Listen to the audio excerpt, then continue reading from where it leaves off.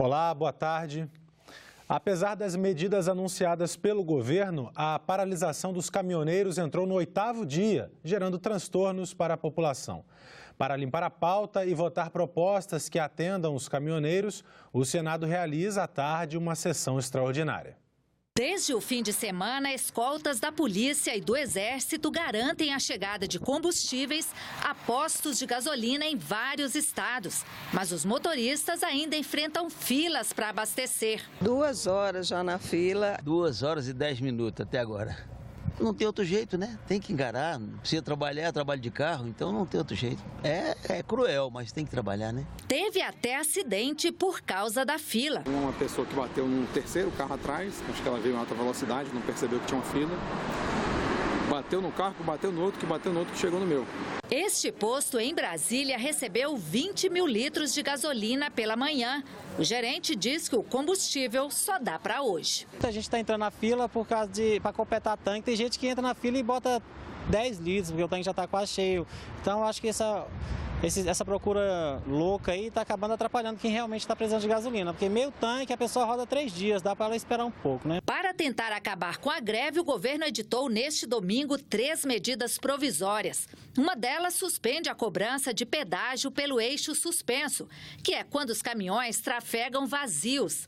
A outra MP garante aos caminhoneiros autônomos o transporte de 30% das cargas da Conab, Companhia Nacional de Abastecimento. E a última medida provisória estabelece uma tabela de preços mínimos para o frete, como prevista em um projeto que está em análise no Senado. O governo também se comprometeu a baixar o preço do óleo diesel em 46 centavos pelos próximos 60 dias. Isso corresponde à retirada do PIS/COFINS e da CID. Essas medidas fazem parte de um novo acordo anunciado pelo presidente Temer na noite de domingo, depois de uma reunião com representantes dos caminhoneiros. As medidas que acabo de anunciar, repito, atendem a praticamente todas as reivindicações que nos foram apresentadas. Por isso, eu quero manifestar a minha plena confiança, a confiança do governo, no espírito natural de responsabilidade, de solidariedade e de patriotismo de cada um daqueles caminhoneiros que servem ao nosso país. Hoje à tarde, em sessão extraordinária convocada pelo presidente Eunício Oliveira, os senadores vão tentar limpar a pauta do plenário, que está trancada por 6 medidas provisórias, e assim poder votar propostas que fazem parte das reivindicações dos caminhoneiros. Também deverá ser votada a urgência para o projeto que estabelece preços mínimos para o frete. Essa proposta está na Comissão de Assuntos Econômicos, mas se for aprovada a urgência, ela poderá ir direto para o plenário.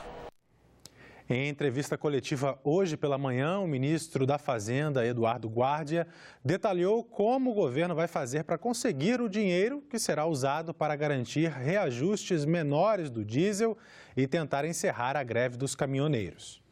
Quem acompanhou essa entrevista e vai explicar esse assunto para a gente é a nossa comentarista de economia, Antônia Márcia Vale. Boa tarde, Antônia. Boa tarde, Tiago. Realmente foi uma longa entrevista. E o que o governo decidiu, já tinha sido de certa forma anunciado, o fato é que até o fim do ano vão ser usados 13 bilhões e 500 milhões de reais para garantir preços menores para o óleo diesel. A gasolina não entra nessa história. Esse preço menor é na bomba de combustível. Ele representa uma redução de 46 centavos por litro de diesel. Isso já tinha sido anunciado antes. O que o ministro da Fazenda reafirmou é que 16 centavos desses 46 saem do corte de impostos federais, a CID e o PIS/COFINS. Isso soma mais ou menos 4 bilhões de reais até o fim do ano. Os outros 30 centavos entram como subsídio direto do governo à Petrobras e às demais importadoras. E essa parte do subsídio soma 9 bilhões e 500 milhões de reais.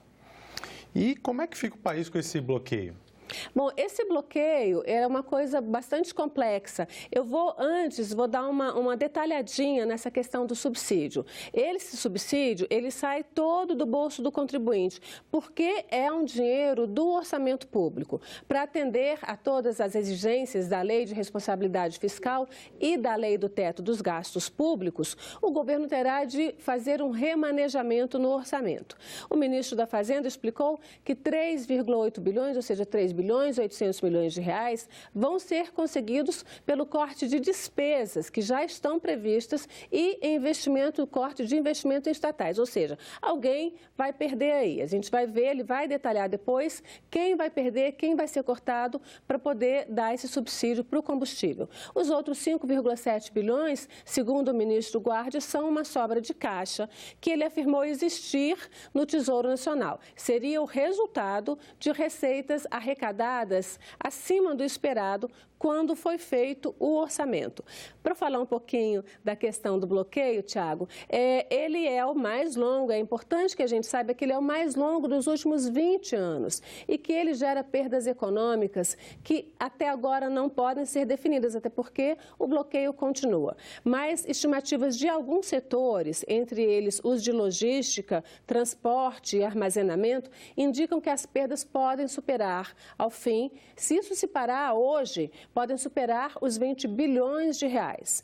Mas os setores que sentem a consequência de forma mais imediata, como os setores da produção de carnes e laticínios, os supermercados, a área de medicamentos e construção civil, já estimam perdas até aqui da faixa de 10 bilhões de reais. E o que aconteceu, Antônia, na sua opinião, para essa paralisação demorar tanto? Então, na verdade, não dá nem para a gente ter uma opinião ainda se a gente for analisar exatamente os dados, porque são muito confusos, né? É uma pergunta que não dá realmente para responder ainda.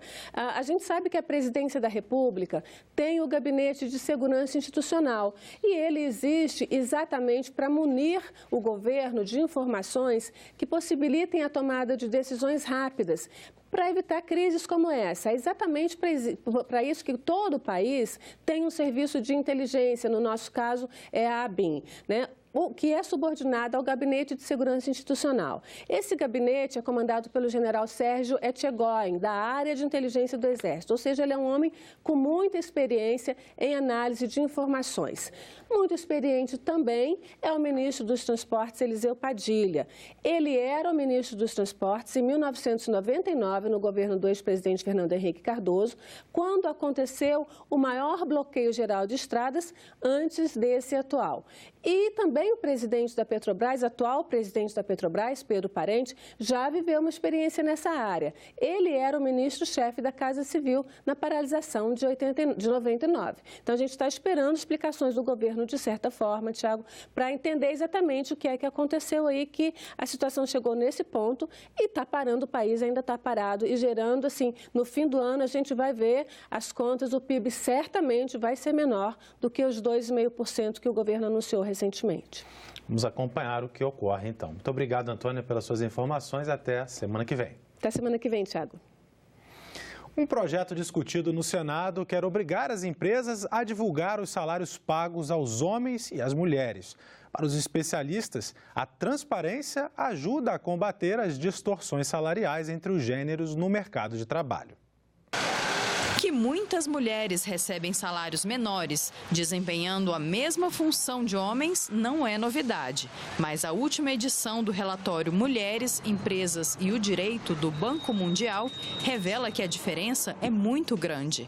Elas ganham em média 25% a menos que eles. Em alguns casos, abaixo da metade. É a mesma profissão, questão de horário também, os mesmos horários, e eu sei que eu ganho bem menos do que eles. Trabalho na mesma empresa, mesma função, meu pai ganha um pouquinho mais que a minha mãe. Então, não sei por quê, por que motivo, mas experiência própria. Uma das autoras do estudo do Banco Mundial diz que no Brasil ainda não há legislação que garanta a equiparação salarial por trabalho de igual valor entre os gêneros. alguns países começaram justamente a adotar medidas para determinar a transparência das remunerações. A forma de fazer isso vem sendo adotada, por exemplo, em países como a Islândia, como a Suécia, o Reino Unido começa a adotar a legislação assim, e o impacto disso é bastante favorável, porque quando você começa a mostrar e ter que demonstrar qual é a renda, você começa a poder medir e, inclusive, punir empresas. A Islândia, por exemplo, começou a adotar sanções para empresas que não estejam fazendo esse trabalho de igualar essa remuneração. O governo brasileiro começou a divulgar as remunerações dos servidores públicos depois que entrou em vigor a Lei de Acesso à Informação em 2011. Agora, uma proposta em debate no Senado, inspirada na nova legislação trabalhista do Reino Unido, faz uma mudança na CLT para que as empresas com pelo menos 250 funcionários passem a informar a diferença salarial entre os homens e as mulheres. Nós queremos que agora haja uma divulgação sistematizada para que as pessoas saibam onde está ocorrendo o exercício dessa diferença, que na verdade não existe punição para isso. A senadora acredita que com a divulgação, essa diferença salarial entre mulheres e homens pode diminuir pela estimulação do debate. Primeiro, a mulher vai tomar consciência que ela ganha menos, porque muitas vezes não tendo capacidade de ter acesso à folha, ela não vai saber. Então, nesse momento, as outras mulheres, as filhas dessas mulheres, a mãe dessa mulher, né, o esposo dessa mulher fala, poxa, essa empresa tem coragem de ver minha mulher trabalhar o mesmo horário, na mesma dedicação e pagar um salário inferior, isso é discriminação e a lei não permite. Quando a gente denuncia que a mulher ganha menos que o homem fazendo o mesmo trabalho, a gente ouve as piadinhas dizendo que não é verdade e pessoas se milindram e rechaçam e rebatem. Então, melhor publicizar. Vamos publicar o salário de homens e mulheres com a mesma qualificação, fazendo o mesmo trabalho e ganhando um salário diferente, porque é a tônica nesse país. Recursos do Fundeb poderão ser usados para custear a permanência de crianças de até 3 anos em creches privadas. Isso é o que prevê uma proposta em debate na Comissão de Assuntos Econômicos. Fundeb é o Fundo de Manutenção e Desenvolvimento da Educação Básica e Valorização dos Profissionais de Educação. No Brasil, crianças de 0 a 3 anos só precisam ir para a creche se a família quiser. Mas a lei diz que os municípios são obrigados a atender a demanda, o que ainda não acontece. Segundo o IBGE, quase 70% das crianças brasileiras nessa faixa etária não estão em creches públicas. Agora estou sem trabalhar para cuidar delas porque não tem creche. A Maria Diamantino só conseguiu vaga para a filha depois de entrar na justiça. Eu entrei com recurso, pela Defensoria Pública, aí que foi para o fórum, aí que eu consegui. Demorou 1 ano e 3 meses. Uma das metas do Plano Nacional de Educação é o atendimento de pelo menos 50% da procura por vagas até 2024. Uma proposta que está em debate aqui no Senado prevê o repasse de recursos do Fundeb para que creches privadas possam atender crianças que não conseguiram vagas em creches públicas. De acordo com a proposta, esse repasse seria feito como uma espécie de vale-creche a ser concedido a famílias de menor renda. De acordo com o texto, se os recursos do Fundeb forem insuficientes, a União deverá fazer a complementação. O projeto prevê ainda que as creches privadas que participarem do programa deverão ser cadastradas e poderão ser fiscalizadas e avaliadas pelo poder público. Em alguns lugares a gente encontra reserva no fundo, mas não tem essa liberação para fazer a contratação com a iniciativa privada.